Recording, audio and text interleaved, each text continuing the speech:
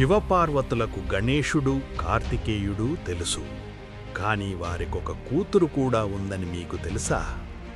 పార్వతీదేవి నందనవనంలో విహరిస్తూ ఒక అద్భుతమైన చెట్టు చూసింది. ఒంటరితనంతో ఆ చెట్టు నుండి ఒక కూతురును సృష్టించింది.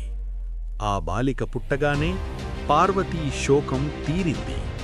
అందుకే ఆమె పేరు అశోక సుందరి. అశోకమంటే శోకం లేకుండా చేసేది. ఆమె పెరుగుతూ నహుషుడిని ప్రేమించింది.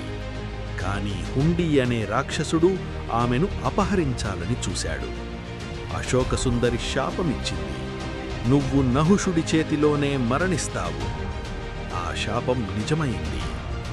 పార్వతి ఒంటరితనం నుండి జన్మించిన కూతురు తన జీవితంలో ధైర్యంగా నిలబడింది. స్త్రీ శక్తి ఎప్పుడూ అపరాజితమే. ఇలాంటి పురాణ రహస్యాలు వినాలంటే లైక్ చేసి సబ్స్క్రైబ్ చేయండి.